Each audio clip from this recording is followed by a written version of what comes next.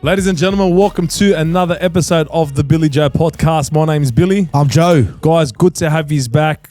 God, I don't want to sound like a broken record, but I just want to say a massive thank you to all our sponsors that you'll see coming up on the screen right now. And a shout out to our major partners mic'd up, Dan, Andrew, Tom, and the crew. Thank you guys so much for everything you guys do. We really appreciate it, mate. Thank you, Joey. How are you? Bit of a nice ring to that. Yeah, no, getting used to it. Dan, Andrew, Tom, and the crew. Yeah. Thank you for everything you do. I'm a part-time rapper in my past. Yeah, that's awesome. Past life. Man, I'm pumped for this one. Me too, bro. Me too. I've wanted this one for a while. Yes, right? Bro, yes. And it's finally here. Yeah. I'll leave the intro to you. Guys, we've got a special, amazing human in the studio today. He is a local Sydney boy, successful entrepreneur. This guy's seen the highest of highs, lowest of lows. He was the voice of the people during a very, very tough time that we're all going through about 5 years ago. He does have a successful restaurant chain.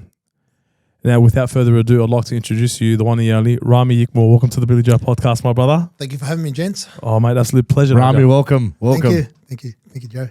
That was good, eh? Yes, you nailed that. Oh, you like the intro. It's about just made it up now. I'll lie to Joe. We would have said too, bro. You've set the bar. You nailed it. Thank you, bro. Rami, thank you so much. We know you're a busy man. You got so much happening. To take time out, through your day, especially at this time away from your family, we really appreciate it. Massive shout out to your right-hand man, Sam. Thank you, my man, for making this happen, bro. We really appreciate you. Thanks, Sam. Thank you, Sam. All right, Rami. Tell me, Joe. A lot of people know Rami through social media. Yep. Right? And obviously through your very successful food chain restaurant that you've got. I'm going to take Billy's leaf out of his book. I want to go right to the start because maybe there's a lot of people that don't know about young Rami, where you were brought up, what your family dynamics was like, siblings. Yep. How was that for you? Mate, I'm one of six. I'm the eldest. Nice. Grew up in Bonnerick, predominantly Bonnerick, so that was out west near Liverpool. It's not far from me. Yeah, there you go. There you go. So, yeah, probably grew up in Bonnerick, Housing Commission. Parents were doing it really tough, all the rest of it. Yeah, I grew up in a pretty rough neighborhood. And how was schooling for you? It's very, very difficult, man. I was really bad at school. I probably wasn't the best of students, to be honest with you. Didn't quite fit in. I arrived in Australia when I was 10 years old.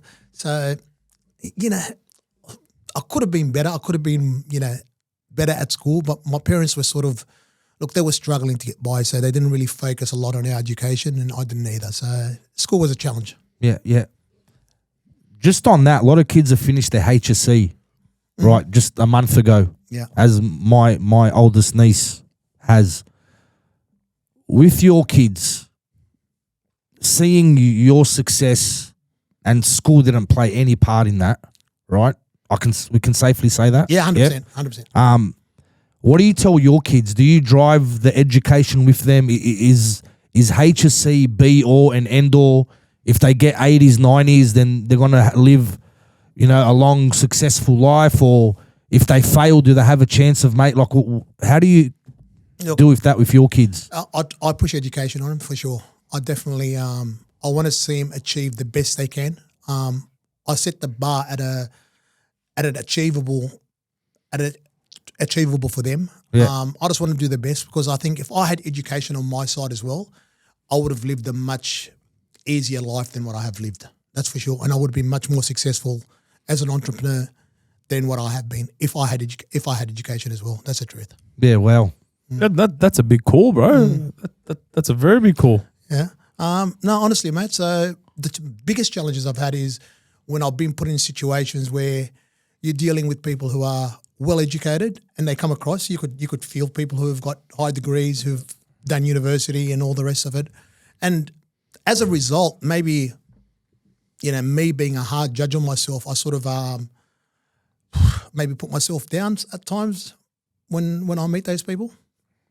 Yeah. Rami, I think, mate, you've been a bit too hard on yourself there, man. I'm not just saying that because you're sitting in front of me, bro. But I think, education's great. I'm all for it. been to university. I've done it all as well. But bro, you've achieved a lot. Now I think that's sort of I don't think people should even look at that. Like people won't even look at you as if you're uneducated, bro. So don't take that away from yourself. But there's one thing I've always wanted to ask you. Tell me. I see something very, very common in entrepreneur. I love business. Yeah. I've been like I told you before. I was an accountant for 15 plus years. I love seeing this journey of businesses from when they start and hopefully they never end. Mm-hmm. But I see a pattern also. As you said, you grew up in Bonnyrigg. Bonnyrigg wasn't the Bonnyrigg as it is today, I'm assuming. Oh, no. Back then. Yeah. Bro, the common pattern I notice is, did you always have that fire in the belly saying, I don't want to live like this for the rest of my life and I don't want my kids to live like this, hence why you are who you are today? 100%, man. I saw what my parents went through. I saw the hardship. There's a famous story I tell. I remember my parents sitting in a KFC once. We're sitting in a KFC car park, not because we were going to KFC, but my parents just did the grocery shopping. Yeah. And we were two little chubby kids in the back seat saying, can we have KFC? And I remember mum and dad in Arabic speaking in code, if you like, saying that we can't afford it. And I'll never ever forget that. They didn't say it straight out, but it was their code. Yeah. And I reckon moments like that put that fire in my belly and said, "There's no way, I want to grow up." And it wasn't at the time. It wasn't for me. It was I wanted my parents out of that hardship. I didn't have a family yet when I started my business, but I wanted my family to afford to eat. Yeah. Fast food. They're the things that drove me. That's for sure. That's phenomenal, man. I pray sometimes. Especially in this generation, bro, a lot of kids, I'm a culprit to my kids. I've given them, I actually had this conversation with my mum yesterday. We want to give our kids the best things in life, you know what I mean? But we want to take them on the holidays now. They're young. We want to give them the best clothes. We want to do A, B, and C, 1, 2, 3. But I feel like sometimes, like when you, in Arabic we say when they expect too much, they think it's the norm. Mm-hmm. But in hindsight, man, I hope there's a young kid, part of our demographic, watching this, bro, to say, like, mate, if you do have the fast food, that's actually a privilege to have. It's not really it's not a normal thing. Yeah. And like this, especially what scares me in this generation, man, it's just that like you want them to not think that's normal. I hear you, man. It's a challenge. Know what I mean? Yeah, it's a challenge. Look, I got 3 beautiful girls and a young boy, and it's a challenge because you want to give them everything that we didn't have. Yeah. But at the same time, you don't want them to be majlouin, as you said. You want them to appreciate life. You want them to know that things don't come easy. So it's a challenge, It is. And that's where my wife plays a role, I think. If it's up to me, I'd give them everything. But my wife keeps them in check. They've got a budget, so they, which is probably higher than the average budget, I would say. Cool, yeah. But still, it's of course, it plays on my mind all the time. Cool. You leave school. Mm-hmm. Where did you think you were going? Habibi, when I left school, very, very low self-confidence. Obviously, I failed at school, right? So I thought if you fail at school, you're going to fail in the world as well. I didn't know that, I didn't know that you could still be successful. And if there's anything that I could say to anyone out there, anyone listening, it's, mate, school is not the end, as we said early on. Yes, grab education. It's great. I think you'd be a lot better off if you have education. But without education, I thought I wasn't going anywhere. I thought I had no chance. I got a job as a Pizza Hut driver. And to be quite honest, I thought I robbed them. Like I thought I fudged my way through. I go, how can they hire someone like me, to be a Pizza Hut driver? That's myself. That was my self-esteem and so your confidence was shot. Nothing. I had nothing, brother. I had nothing. I couldn't believe they gave me a job. That's honestly, God is my witness. That's what I thought. So was that all based around your result at school, or was there more to it, Rami? Was it tough at home? Was like dad really hard on you? You never thought, I made my dad proud. Was it a cousin? Was it your circle? What was it? Look, it was the whole family. Our whole family was sort of, unemployed. My uncles, all my relatives. They were like, none of them had a professional job. So I didn't think that there was a place. I didn't know anyone that had made it or had a real job. So I thought, why would I get a real job? Why would I, if my relatives come over, this is a true story. If my relatives come over to visit, I would actually pretend I'm going to work and put my Pizza Hut uniform on, my Pizza Hut shirt, just to show off that I've got a job. Wow. That's how proud. Wow. That's how proud That's awesome, I was. man. That's Yeah, how proud I was. Yeah. That's crazy. Yeah. Were you always a chef? Did you love being in the kitchen? No, man. I was never a chef. Even at Pizza Hut, I was like, I ended up making pizza. But what I was, I'll tell you what I was. I always, how can I say? I always wanted to be a trader. And I don't know where I got it from, but I always wanted to buy and sell things. I wanted to, and to me, Transactional. yeah. Transactional. Yeah, I always wanted to buy and sell things. Chef wasn't part of my skills. So where did your love of food come from? Or why did you get into the food industry? All right, so the fact that I fell into Pizza Hut, Yeah. I started, again, I was a great staff member. I can say that now looking back. I know that. Now I know that. But what I was is I fitted in all of a sudden. All of a sudden I started understanding, and maybe part of it's a natural talent without, patting myself on the back. I wanted to learn the in and outs of how operations worked in Pizza Hut, how the food got delivered, why we did our dough a certain way, why we cut our vegetables a certain way. I started learning from them what food cost was. So what percentage of food, the food margins has got to be. I started understanding about labor. So I was really intrigued. I think I found my place at Pizza Hut. I found my home, and I was all in. I was committed. I got to ask you. So you're at how many years into Pizza Hut where you started looking at costings? Probably within 3 months. What? 3 months? 3 months, yeah. I tell you, I'm bad at school, but I'm good with numbers. The delivery driver asking about costings, bro. I know. Did you notice Did you notice my question? I said, how many years in? Is it 3 months? Yeah, bro. Yeah. Okay, so at that 3 month mark, are you now thinking my business? I'm looking at costings for my business. I've got a dream to own my own restaurant. So this is why I'm asking these questions. Yeah. I see where you're going, Joe. No, I'm thinking I'm going to be the best manager Pizza Hut has ever had. I'm thinking I'm going to be the best. I'm going to show those guys because, I felt like I was learning. I was a quick learner there. So I was like, I was going to be the best manager Pizza Hut has ever seen. That was my focus. That was my focus. Wow. How old were you there? So I'm 18. I'll tell you what I was doing when I was 18, bro. Definitely wasn't working out costings, Yeah. I'll tell you that much. And my commitment was next level. My commitment was, that's it. If they called me in at any time, I would stay behind 2 hours. I would go in an hour early. If anything, I would be embarrassed about the amount of time that I would spend there at Pizza Hut unpaid. Because I'd see people that come sign on, start work, sign off, go home. But to me, no, I wanted to be there. I only went home because I was embarrassed. Wow. So you didn't know that what you were being was what every business looks for in an employee. No. You had no idea that as a manager, as an ops manager, as a general manager, if I see someone doing this, I'm earmarking you saying, right, this guy is the next manager, because that's what you do. You're doing what I like to call the 1%ers. Yeah. And that's the 1%ers that differentiate an employee from managerials. Correct.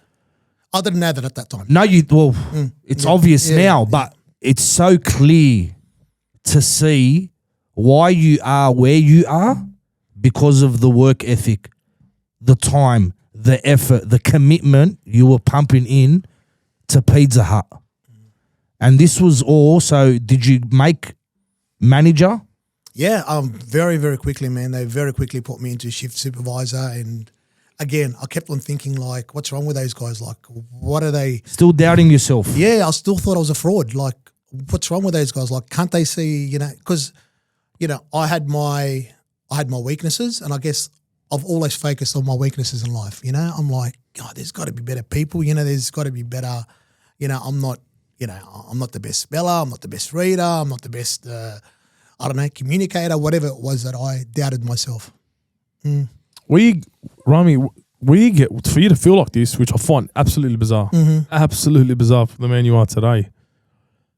Was someone feeding you negative thoughts, negative connotation into you, negative energy into you as you were growing up? Like, especially a school teacher, a principal. Yeah, the teachers failed me. I could tell you that. Yeah, 100%.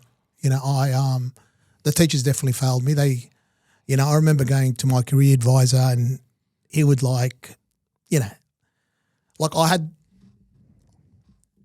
you know, I got very good emotional skills, you know, and I could see that he would be thinking like, you're just a dropkick, mate. You don't even, you know, good luck getting a job. That's how he made me feel. You weren't even reading between the lines. You were actually feeling that. I was feeling that, mate. I was on it. God. Yeah, I was on it. Yeah, there's I always say this,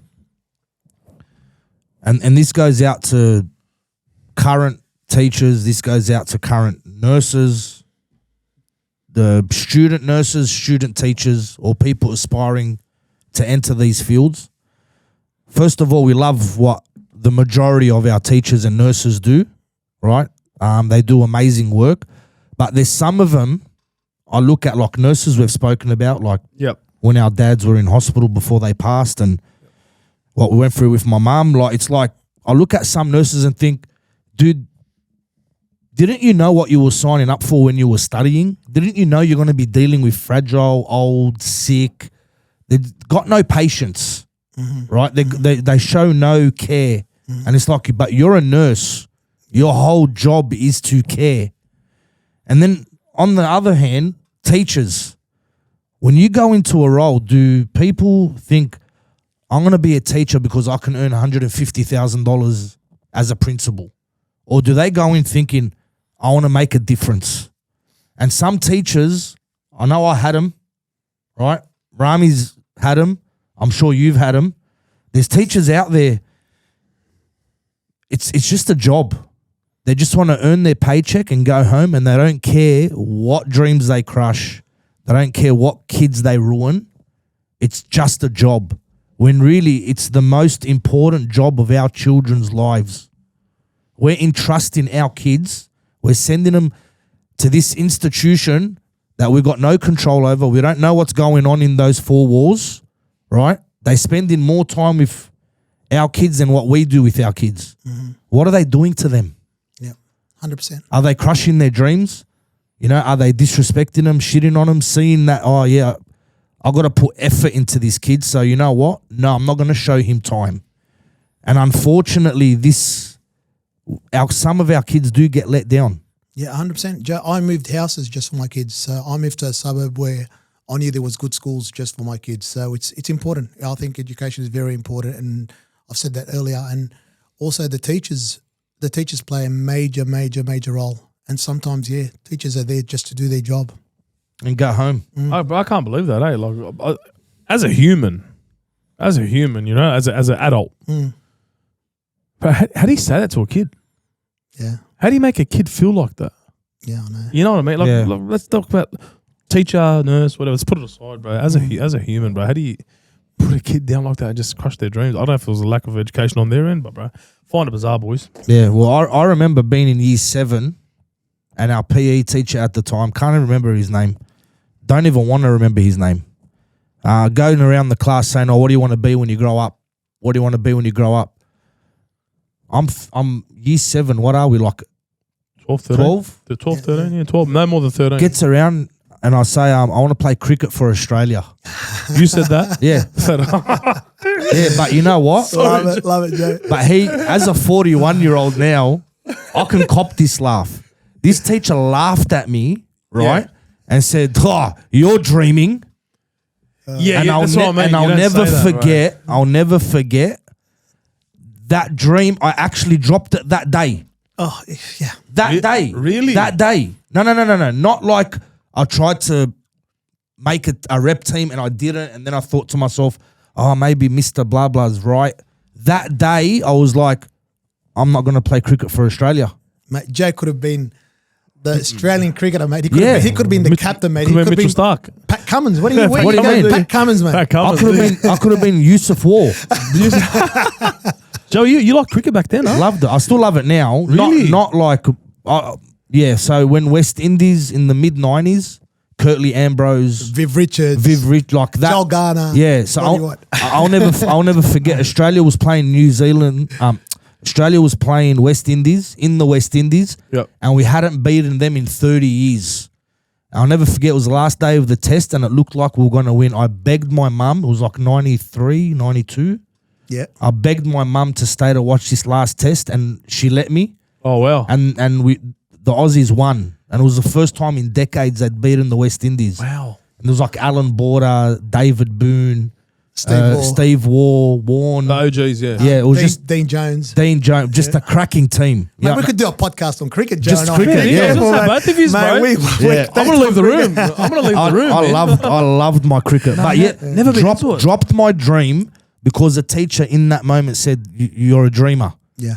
But anyways, No, I hear you, man. And you know what? If the teacher, you said it right. So I'll put myself back at school. And if the teacher had come around and said, "What do you want to be?" I think I would have been red-faced and embarrassed because whatever come out of my mouth, I would have thought the teacher would have laughed at me. yeah, It didn't matter what I said. I would have thought, they just need to know how much power they have. yeah. You know, and being, you coach your son, you know, I've coached 13, 14-year-olds in rugby league. They hang on to my every word. Yeah.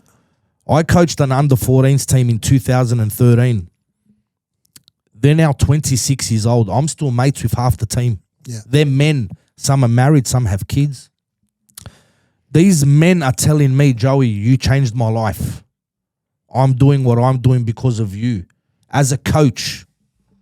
So if I've coached these boys for 2 years, imagine what a teacher can do to a child that's had them for 6 years. Imagine the impact you can make Every day. every day. Joe, I'm still good friends with my footy coach that coached me during my junior years. Yeah. And I would say he's one of the most influential guys in my life. He was the guy that really, if anyone gave me any positivity when I was a young boy, it was definitely my footy coach, you know. How many times have we heard that, man? Yeah, man. Mate, sport is so powerful, Rami. Sport is so powerful. Sorry. Just, you know how sick I am. Yeah, go. Who'd you play for? Oh, rugby league. I played for Bonnerig. It was a Bonnerig. Bonnerig, yeah. We were called Bonnerig Bombers. Bonnerig Bombers. Believe it or not. How long did you play till? Man, I stopped when I was about 16, 17. Then I played a bit of rugby. I went to rugby when I in my early 20s. Nice. I just got this sick habit. He loves junior rugby I league. love junior rugby league, lower grades. That's like But Bonnerig, I don't think you've got much knowledge of Bonnerig. Bonnerig Bombers done that. First time I've been stumped, Rami, on a junior rugby league club. So congratulations. I'm so glad you stumped him. Look how happy Joey is. Anyway, sorry. When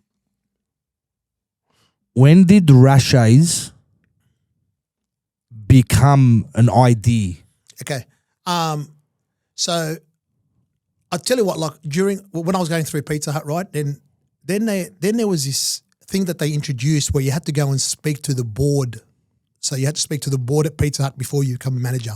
All the stores were company owned, and they wanted to lift the standards of the management that they had. And I got invited to go and apply. And there was a guy there. There was two people there that I remember. Who was a CEO was Bob Steele, and a guy named Frank Keeley, who was a national operation manager. And we had a day where we did interviews and we had to do all sorts of activities during the day. And afterwards, the two of them come to me and they said, "You have something very, very special." And I thought, man, like this is the CEO of Pizza Hut. And I think at that time I realized that I was achieving at Pizza Hut. Not an imposter anymore. I wasn't an imposter. They're real. Those people don't even know me, and they speak with an American accent. Wow. Oh, wow. And I was like, man, those guys aren't lying. That was probably the first time. And so through Pizza Hut, I became a manager. You know, I did all the extras. You know, we did I started doing store reviews on other management, starting helping out other managers. So they started introducing me. I started becoming pretty big in the system. Yeah.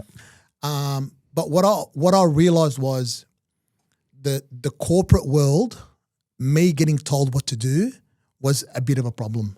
I thought I'm never ever going to become the CEO of Pizza Hut. I don't have that. Maybe it was back to education. Maybe that's what I blamed. But again, maybe it wasn't the problem. But in my head, I thought I'm only going to get so far, and then I'm going to hit a obstacle where I'm not going to get promoted anymore. But again, it could have been my self-esteem, my self-confidence. Yeah. So I thought, why don't I do why don't I start what Pizza Hut is? That's where the dream sort of started. Yeah. The penny dropped. Yeah. So it's a good thing I had low self-confidence a little bit. Yeah. Yeah, no, that's good. Rami, I want to ask something, my man. Yeah. We've touched on it plenty of times. Imposter syndrome, didn't like you're tripping out when everyone was telling you, you're so good, pumping your tires in, you couldn't hack it. Mm-hmm. Rami Ykmour now, majority owner of the RASHAYS restaurant chain. Yeah. Do you sometimes get that feeling now? Yeah, absolutely. Absolutely. I'm still a fraud. Do you still trip out and think, what am I doing?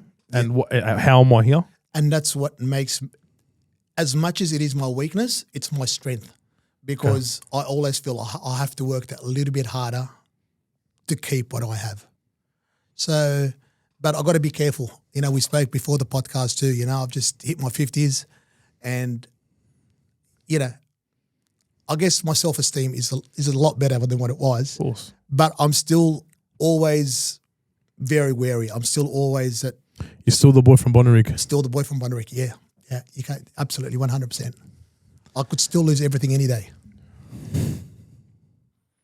Penny drops with you that you want to make your own brand. Yep. How did that come about? Where'd the name come from? Mm-hmm. Were you still at Pizza Hut, or did you just resign and go head first into this venture? How did that happen? Can you talk us through that? Yeah, I was still at Pizza Hut, and at the time I met my girlfriend, who was my manager, my wife now with 4 kids. I said to her, listen, let's open a business like Pizza Hut. And she was on board straight away. And again, I didn't believe like she would have confidence in me. She's going, absolutely, you can do this. And I thought she was well educated. I thought she's got the education behind her, and I got the street smart. And at that time, my confidence was sort of building. I started believing in myself in regards to business. So that's where the name came from. She came up with a name, which was half my name. So the Rami, the R-A, and her name is Shannon. She got the S-H-A, and then RASHAYS, Y, then we put a Y at the end for Ykmour, and then S for her surname for Smith, and we come up with the name RASHAYS. Wow. And the dream was born probably in 1997, 97. So this is 4 years, 3.5 years into Pizza Hut. Wow, man. So, where's your first stall? Yeah, so we got a name, but we haven't got a shop. Yeah. We haven't got a menu. Wow. But we got a name, right? That's a good start. Actually, my wife first found the first shop. She was coming back from the movies, and she said around the corner at Liverpool on Elizabeth Drive, Elizabeth Street, is Elizabeth Drive meet Elizabeth Street on the corner. She said, there's a great location. Come and have a look at it. And that was at about 11 o'clock at night. And I went straight out, had a look, just decided yes. I didn't even understand what you'd pay rent per square meter. I didn't understand how much rent needs to be. I just knew that shop was the one that was going to make it. You're 20-something here. Yeah, 21? Yeah. So yeah. 22. 22. Still, Did you have the money for this? No. Okay, so what? My wife had money. My wife had about 40 grand saved up. Yeah. I had a car. Yeah. I had a Toyota Celica with a massive wing on the back. But anyway, that was the thing back then, 90s. I had a Celica, and I had about $5,000 in the bank, but I was ambitious. I thought I could still do this, and I didn't understand the cost, how expensive things were. You know, I didn't understand how expensive things were. But what I did was I went to my mates, and this is something I've just had a recent conversation. I went to all my mates, and I asked them if I could borrow money. They said, we got no money. I said, no, why don't you go to the bank and get a personal loan for me? That's what I did for myself. Oh, wow. And Wow, I was bro. lucky enough to find 5 mates who decided to, let's go and Sam is one of them, and let's go to the bank. And I showed him how to go to the bank and get a $20,000 loan. So I borrowed about $100,000 from my mates. You don't get this today. Bro, well. I was just gonna say, find one mate. Bro, that's solid, mate. Find one mate. And he's right there too, bro. That's Find one how mate good to is believe that? in you. You can hear us. Yeah. Is that true? He's not in his head. Wow. So how many of these mates are still with you till today? Yeah, they're still all around. They're still all mates. So fantastic. Like, and back then I honestly did not even I didn't even have to ask any of my mates twice. So whether they believed in me, I asked recently, did you believe in me? Was it you saw something in me that I didn't? Or was it, how could you just go and borrow 20K? And the answer was both. They believed in me, and something that I'm proud that I heard. And they said, you had integrity. We knew our money's going nowhere. We knew we were getting our money back. I didn't see that in myself. Obviously, you don't sort of judge yourself, but that was, if there's any learnings out of that, it's how you behave, How beautiful how you is conduct that? yourself. That's phenomenal. And bro, talk about pressure. Joey? Yeah, so now not only are you starting a business that you want to make for you and your wife, in the back of your head, you got 5 mates that if this goes down, it's not just you. It's 5 other mates that you're going to be letting down potentially. 100%, yeah. Look, but I thought somehow, because it was a 20,000 over 10 or 20 years, I felt like I would always have a job. I could live at home with my parents, worst case, and my job would be able to pay off their repayments. Yeah.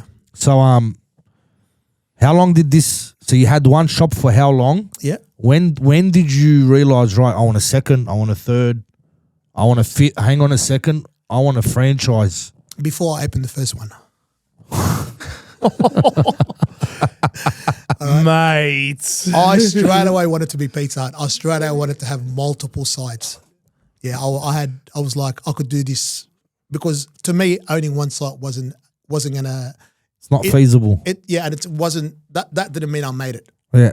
It meant I made it if I had 3 or 4 stores. So that's that's how I was thinking. So everything I set up in a way where it's systemized, so I'm able to replicate somewhere else. For the next one. Absolutely. Bro, a lot of people tell me I'm probably the most overqualified truck driver in Australia, but mate, I think you are probably the smartest and genius delivery driver that this world's ever seen, my man. Bro. And that is phenomenal, bro. That is phenomenal. Like, I don't say this is crazy. And you know what? We actually didn't know. Like a few times when our guests come on, we know everything about them. Yeah. Right. This is actually mind blowing, bro. And for anyone out there that's listening, like this is a guy from Bonnyrigg. Struggled his whole life, couldn't get KFC growing up.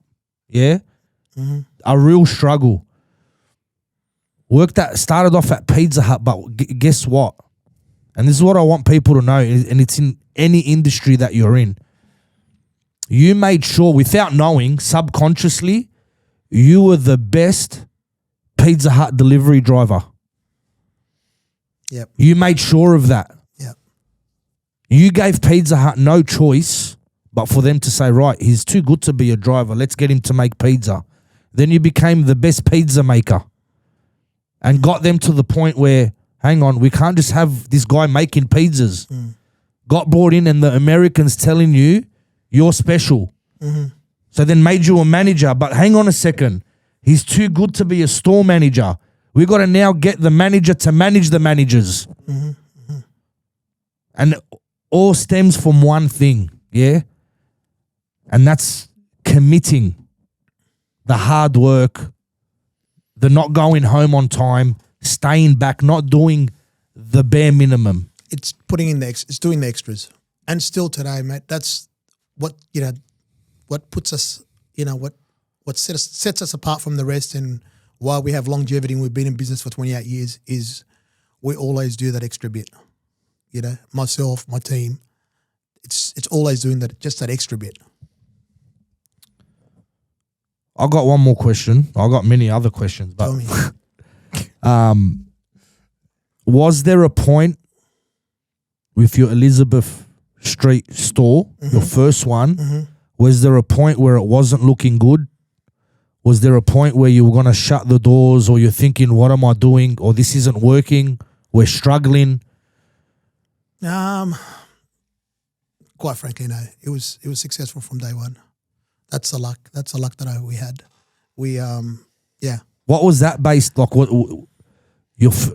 Now, I'm a loyal customer. Yeah. Right. Thank you. We know that. I've got the app. You know, You're full. No, like bro, like I use, like we went 2 weeks ago, Yeah. and I had like 41 RASHAYS dollars, Wow. Oh well. and the girl behind the counter goes, "Oh, do you want to use your RASHAYS dollars?"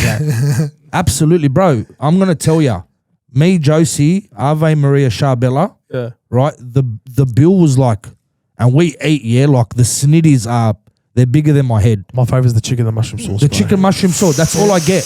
That's all I get, right? Wow, man. $96 for 4 of us, bro. Right? Minus the 41 RASHAYS dollars I had. I took my family out for $50. But what?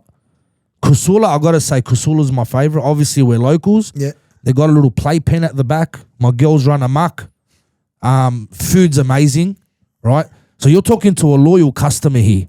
Your food's amazing, but was it always like that? Yeah. From day one? Yeah, look, what we always made sure, I always make sure that the customer always gets the same product, didn't matter what. So I always made sure I had a system in place where everything was measured. So the customer didn't matter which store they ate at or what day of the week they come in, they're going to get the same product. And this is something that I think that's been a great part of our success. So now whether we eat up in the RASHAYS in Queensland, ACT, down in Victoria, Sydney, you're going to get the same, as you said, the RASHAYS chicken. You're going to get the same creamy mushroom sauce. Oh.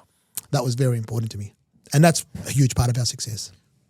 I love the Rhodes store. I go to the Rhodes restaurant. Like, every time I'm at Rhodes, we're always there. Man, you guys have asked some serious questions, man. You guys have taken me back. You guys have really taken me back. We tickle, Rami. We tickle the brain. We bro. really, yeah. Honestly, man, you're bringing up things that I just have not thought about in years, and I'm thinking, my God, yeah, that was a great achievement. Like honestly, I could reflect now and think but it's those little things that make us who we are today. Absolutely. You know, and I forget that sometimes, and I'm glad that we've had this podcast. If for nothing else, you guys have just re-energized me and thought, oh my God, yes, we did that. Yeah, we did that. Because no one asks those questions. Well, you know? we're all about there's someone out there, Rami, that was you at 21 or they're 40, right? But at the crossroads of where you were at 21.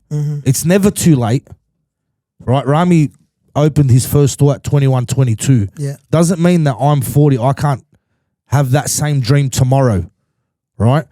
Why we dig and prick and poke, because I want to make it clear, and there's going to be one person Yeah, for sure. that's going to say, you know what, fuck it. I'm going to give it a go. I'm going to do it. And that's what we want people to know, that Rami done it. Yeah. And I think There's no magic to it, Rami. there isn't. The fact, I'll say to anyone who wants to try anything, if you are 100% committed, you will not fail. You will work it out. And if you are prepared to give it your everything, you know, I didn't know what I was getting myself into. I didn't know that I had to have insurance when I opened my first store. I didn't know how much insurance was going to cost. I didn't know that I had to have workers' comp. I didn't know that I had to have an accountant. I didn't know that I had to have a solicitor. But guess what? The fact that I was committed, I was forced to learn. And you learn, you do it. Even today, in today's world, like, you know, the bigger the business gets, the more challenges you have, and you have to have different, you know, you have to meet different accountants or different, you got to move accountancy to a big accounting firm or whatever. You learn. And if you're committed, that there's, honestly, and if there's anything we spoke about early on, teachers, that's what we need more of. That's what we need more of in our schools, telling people that you can really be whoever you want to be. Yeah. You know, you can play cricket for Australia, you know? Absolutely. How many stores do you own now, Rami? So we've got 32 at the moment. We're trading 32 stores. Yep. All Australia-wide. Australia-wide, yeah. You must see a lot going on, like just different people, different demographic, different employees. Mm-hmm. There's one thing in society today I always want to ask you. You stress the fact that you're the first one there, last one to leave, always doing the extras, the 1%ers, Joey. Mm-hmm.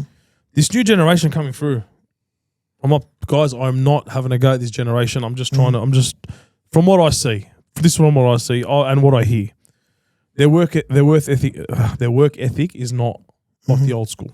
Yeah. Do you see that? Yeah. I think you're generalizing there. I think I am too, but do you see something different? Yeah. So what I'll do, for every year for about 2 to 3 months, I spent in the store. I'll go into an actual store, a couple of stores where I'll become almost like a manager just to stay in touch with the business. And there is young people out there, believe it or not, who have great work ethics. It's about finding those people. Okay. And they do exist. They do exist. It's good. I've got faith. I've got faith they do exist. But this comes down to your business model, Rami. I'm sorry, I'm gonna. Yeah, tell me. One of my strengths is I never piss in anyone's pocket, so I'm just gonna say it how it is. I know where Billy's coming from, but I know where you're coming from because I've followed and I've seen, and mate, I've seen videos of you, like a kid just walking up to you, asking for a job, right?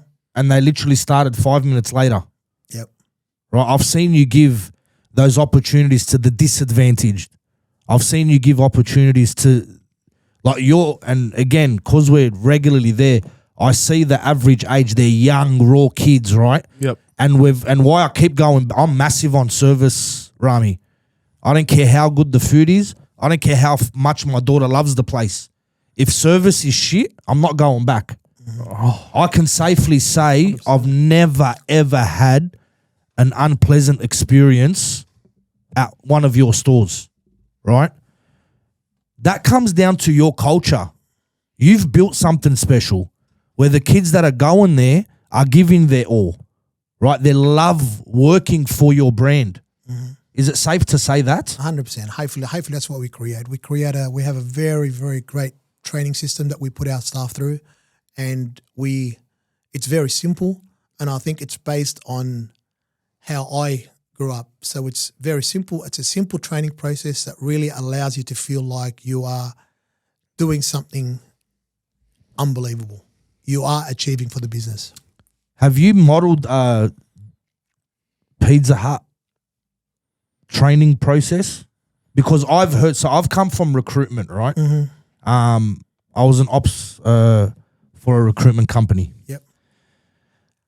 And I got told at an early age as a consultant, so when I was doing my interviews, if you see Macca's on the resume, take them. Yep. And I'd ask Macca's why, but I'm looking for a forklift driver. What do I want Macca's for? They're like, because McDonald's have the best training worldwide. So if they've gone through a Macca's training, then they know a lot of the basics. Universal. Make sure you grab them. Is it based on that? Absolutely. So we followed the fast food philosophy in training, and I could honestly say our training is up there with the world's best. So we have a what we call RASHAYS University. So training is definitely a key. All right, it's gonna get juicy now, Rami. Tell me. This is why you're here. Yeah. People see Rami, the entrepreneur, everything he touches turns to gold. Mm-hmm. I want to know a moment on your RASHAYS journey where you were in a dark place. What was that moment? I think I know the answer. Mm-hmm. Yep. But where was that moment where you thought, what do I do here? Okay, so, I mean, the obvious one, the one that everyone knows is COVID. COVID comes around. I swear to God, I'm not putting tickets on my own back here. I just knew COVID was going to be big. I was speaking to I do a lot of business with China. I do a lot of importing in furniture, crockery, blah, blah, blah. So Yeah. I got a bit of work. And they were telling me about how big COVID was, and I knew COVID was going to affect Australia. So I started preparing for it. Is this before it hit? Before it hit. So this is I'm talking here December, January. It still hasn't hit us yet. Yeah, we got hit in Feb, March. Yeah.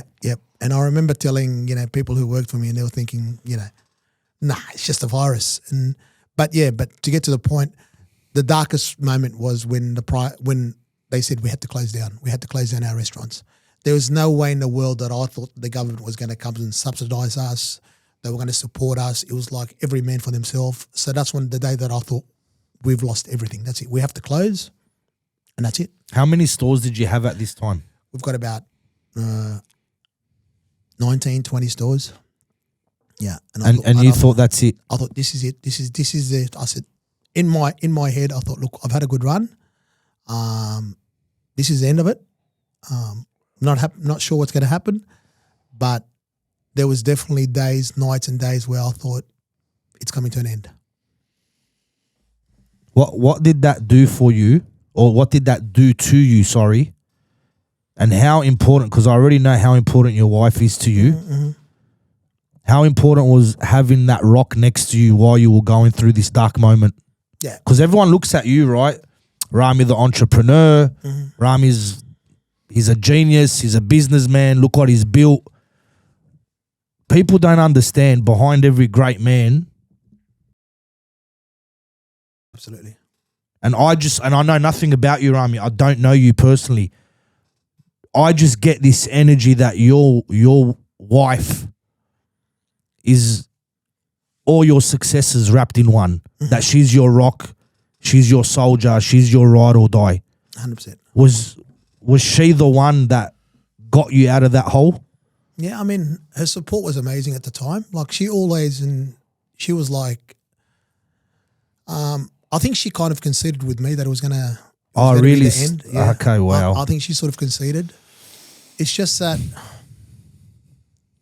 I don't know something. Yeah, it was the darkest. It was definitely the darkest time. But I didn't realize that dark time. I didn't realize me being pushed against the wall, and if you like, and me thinking it was all over. I didn't know that I had another fight in me. And so we want to talk about that fight. And didn't people work out that they had a fight in me? Yeah. So you then decide to become delivery. Yeah. I want to really hear that story. Mm-hmm. But then I want to talk about, it's like what that came hand in hand with you being the voice. Mm-hmm. So when you could see it when you were being the voice for the people when we had no voice, I could see this fight, the anger, the frustration, but you were pouring all those negative emotions, right, and driving it into a positive avenue towards your business. Yep. Did that happen at the same time? Did you come up with that idea to become Takeaway as well as start throwing yourself out there? Yeah. So I could share it with you. So what happened was, the government said you could takeaway can stay open, takeaway and delivery.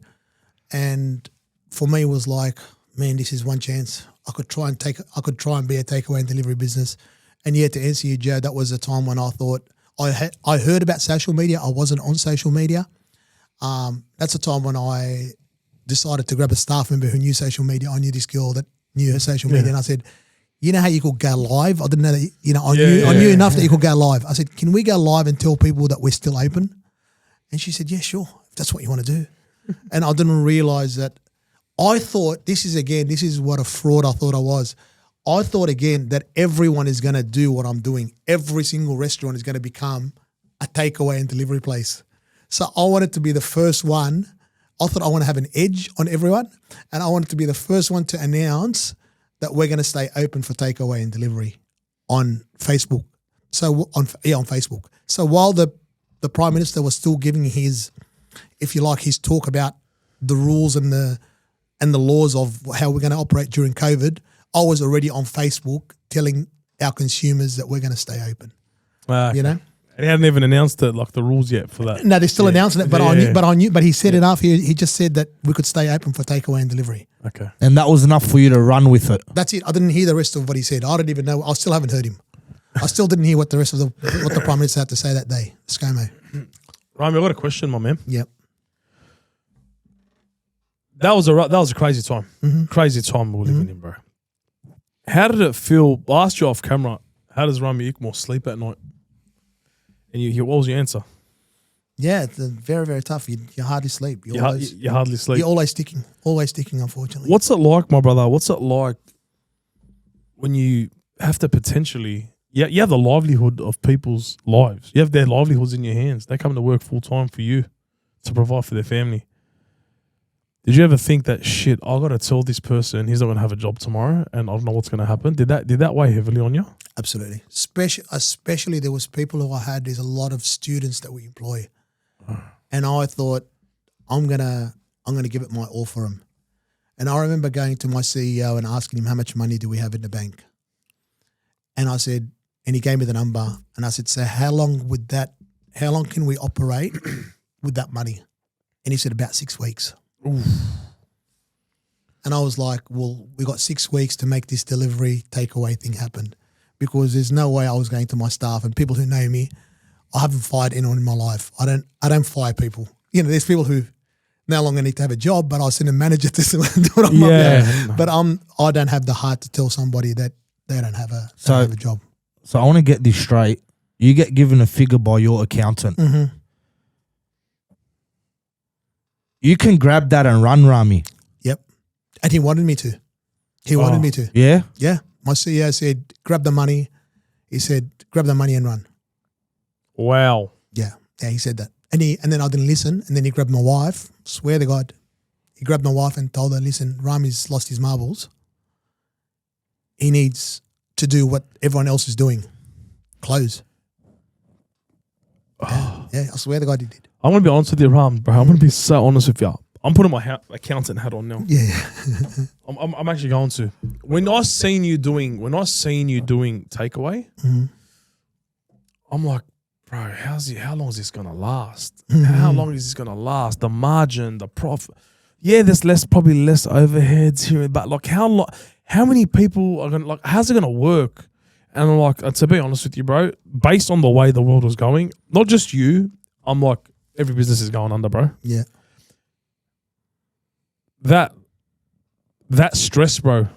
Can you, for people that don't know what it's like, what can you compare it to? Something you've worked so hard for, my man, something you've worked and sacrificed, bled for. What does that feel like?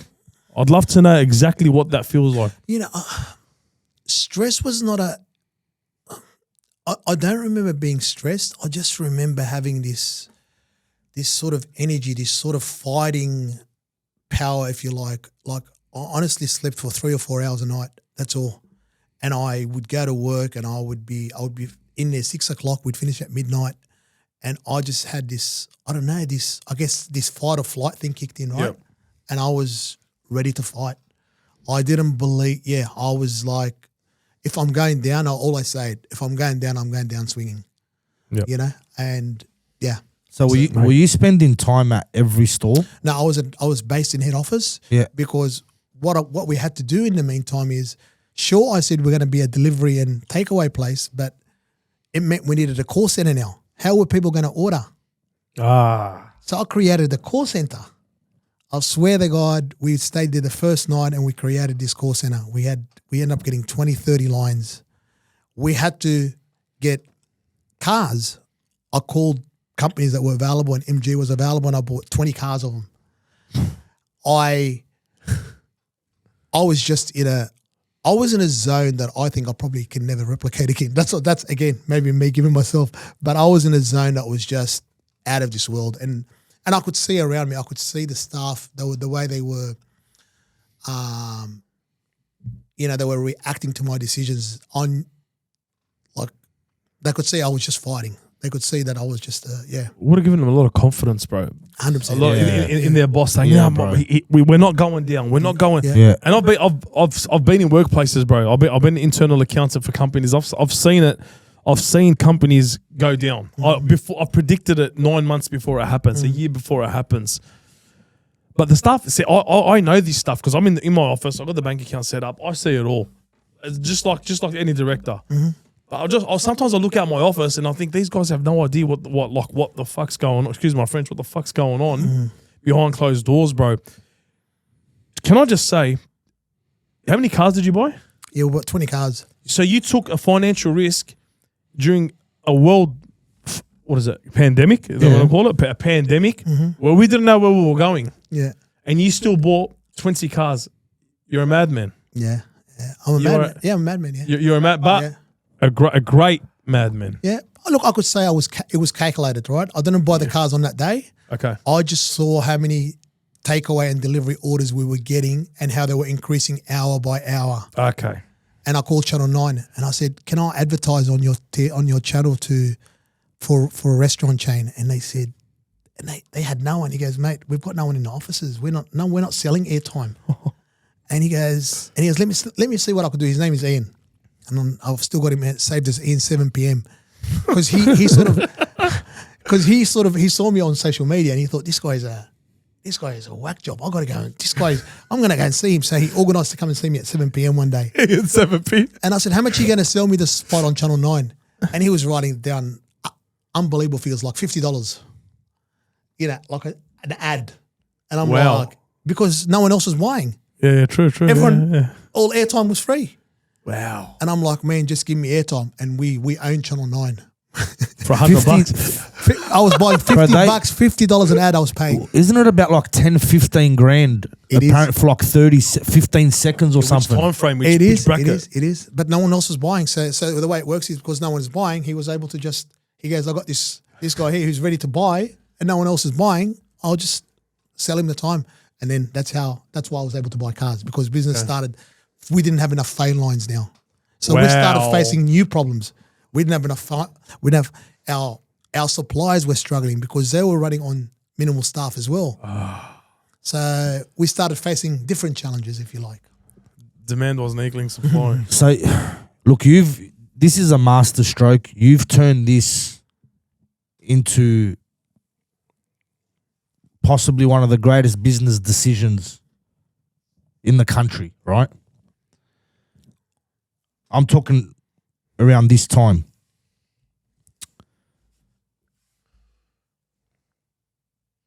How you then turned your focus on the people and you started giving a fuck about us. How betrayed did you feel by the government? Yeah. My focus was always the people. I want to get this out there. A huge part of our success was the customer was always king. I would try and meet every guest that come to our restaurant at the door, you know, and walk them out the door. You know, we had that hospitality definitely is definitely part of my Lebanese culture. Yeah. Our Lebanese culture. That comes from our parents. Yeah. So the people were always our number one focus. And sorry, I forgot the. I'm just saying, like, how betrayed were you by the government? Yeah. At the time, look, I don't want to speak ill. I think, mate, I prefer not to go down that rabbit hole. That's fine. That's fine. I don't want to speak ill of any government. I think, yeah. Do you know what you meant to the people, though? No, Do you know what you did for us? Yeah, I knew I wanted to do great, but I didn't know how. I didn't know what was happening out there. I didn't know that it was being heard. That I honestly did not know in my office. The magnitude of the magnitude of what I achieved. So the first sign I had of it is I went to one of the shops, and I parked the car, and this person waved to me. This lady just waved to me, and I thought, I don't even know this lady. You know, who is she? So you're talking Rami's got no idea about social media? No. And this is 4 weeks into COVID now. Oh, wow, yeah. And I'm like, this lady's waving at me, and I'm thinking, man, all right, I better wave back. You know, I'll get out, and this was the first time I visited a store, and it was Mount Annan out in the Irwin Way. And I get out, and all the staff knew who I was, and I've never met him, and I'm thinking, what is going on here? What's going on? And that's when I realized that social media was like Powerful. and I realized that people were sort of, everyone was sort of listening to what I was saying. Wow, man. Yeah. You know what? You're right. I used to always pre-COVID because you had the shop in Maryland's. Yeah. You had Maryland's. I'm like, what owns this place? I had no idea who owns this place. Fast forward 2020 and we know, Everyone who knew. owns it. Yeah. 100%. Yeah. That's mad, bro. That's mad. What's your plans? Obviously, Rami doesn't sleep. Mm-hmm. We know you want to slow down a little. Do you? What's your future plans for RASHAYS? Where do you want to take this? Man, I'll just keep on playing. I'll play it as I see it. Who knows? Overseas, that's definitely something. Is that an option? It's an option, and it's something that's happening very, very soon. So, God willing, man. That's awesome. yeah, God willing, it's Can- all can- in God's hands. Yeah, but yeah, Can we get a scoop? Yeah, What continent? yeah. I know well, I think. Yeah, I think most people can work it out. But Habibi. How'd you know? I'm a psychic, Joey. I don't know. I swear to God. I was going the States. Nah, bro. I had this feeling. I don't know what it was, cuz. Told you I'm sick. Yeah, no, look, it's about finding the right partners. And again, Easy does it now. We're in a, I could honestly say that,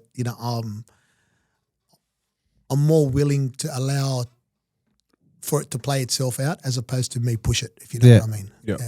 Would the old Rami have pushed it? Oh, yeah. Old Rami. Oh, my God. It'd still be. Old Rami wouldn't be here right now. He'll be on a plane. He'll be on a plane trying to make it happen. I'm telling you, right? Yeah. Look, I tell you what, kids, Melly, I got 3 daughters and a son, as I said earlier on. God bless. They slow you down a little bit. They make you realize that, it's no longer just about you and the business, and as much as everything's for them, I realize that my time with them is how much they want my time as well. I got a question in regards to, I know you can't talk on your kids' behalf. Mm-hmm. But as a man, as a father, do you feel like you're putting, like, obviously everyone knows who you are now. Mm-hmm. Do you feel like you're putting a bit of pressure on them unintentionally? Or that they've got a bit of pressure on them because they're your kids? 100%. That worries me all the time. They go to school, what are people, what are their parents seeing, what's being posted, because there's haters out there as well. Yeah. You worry about, of course I worry. I stress out a lot, to be honest with you. Yeah, I had a feeling, man, because obviously having a bit of a status, like in business, it's not put a target on the kid's back, but it's just like there's just like, oh, look, that's so and so's child, and parents talk these days, and yeah, I don't know. It's got its downsides. It's got its business being successful, bro. It's got its upside. It's got its downside too, bro. And did you find a lot of people weren't happy for your success, Rami? What is it? What's my wife say? People want to see you, right? People want to see you. What is it? People want to see you succeed, but they don't want you to excel. Yeah, that's for sure.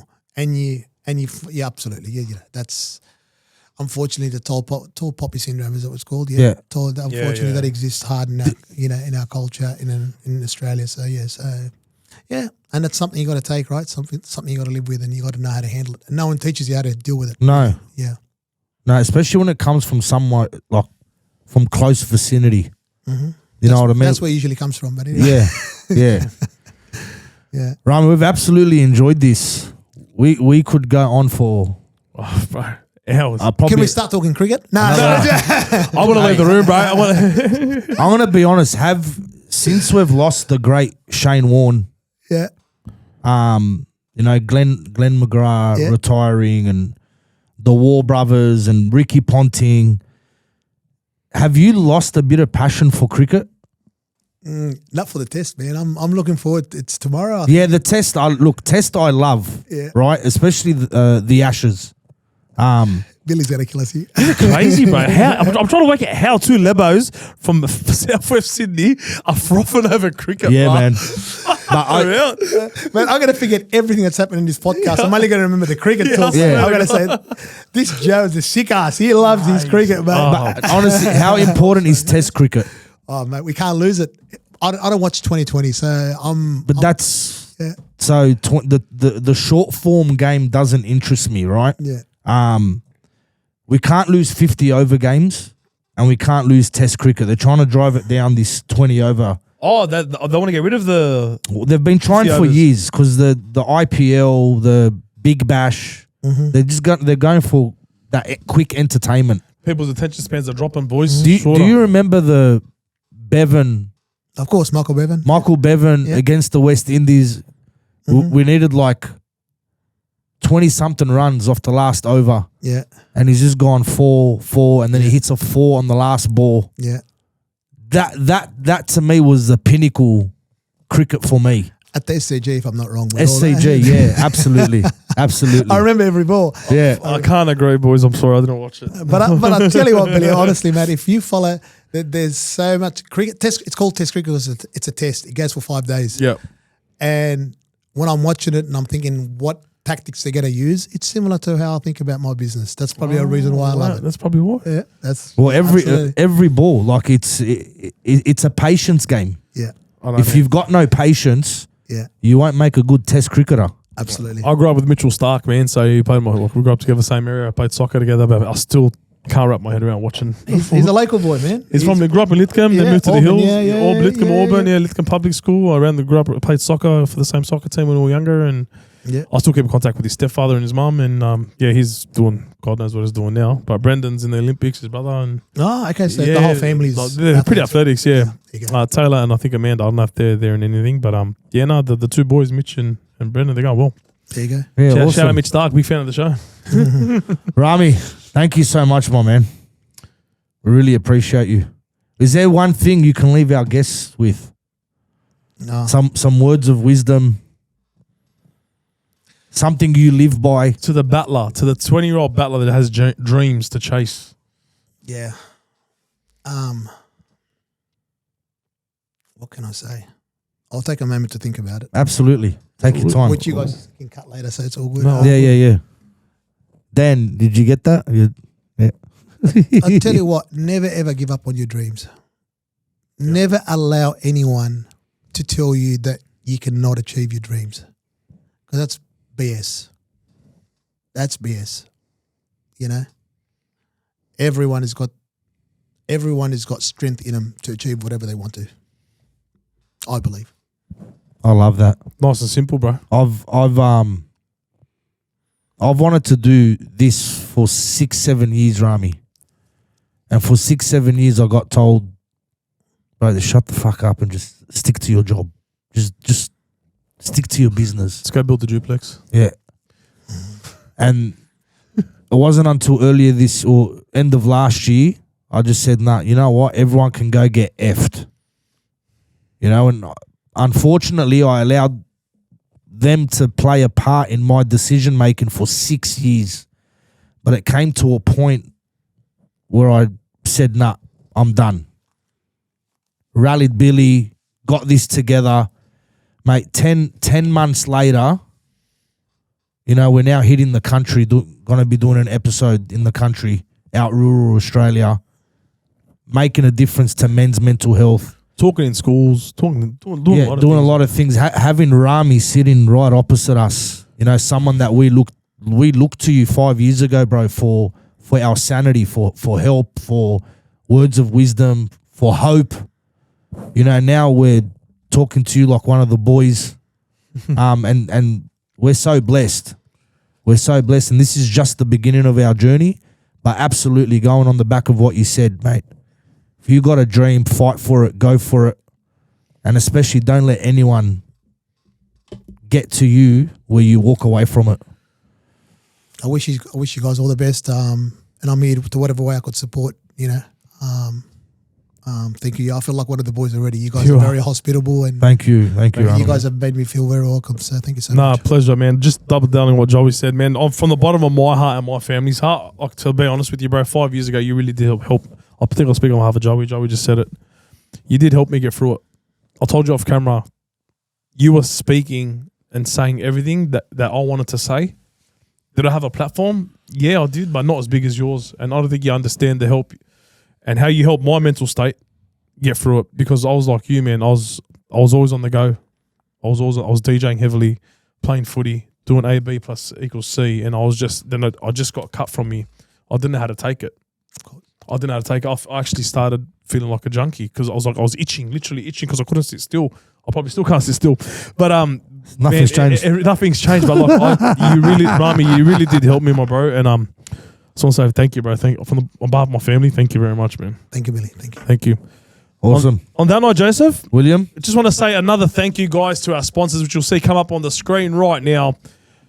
Without you guys, we can't do what we do without you. I hope you guys enjoyed this episode. Rami, once again, thank you very much. Until next week, Joey. William? I'm your co-host, Billy. I'm Joe. We'll see you next week. Take care. Take it easy. BillyJoe Podcast, where the truth gets told. Stories from the heart, yeah, the vibe is bold. Talking real life, breaking through the pain. Every single episode, a change in the game. Billy and Joe, they bring the real talk. From the struggles and the wins to the late night walks. Voices of the people putting truth on blast. No filters, no masks, just facts that last. They shine a little light when the world feels cold. Conversations raw, turning stories to gold. From mental health battles to the dreams we chase.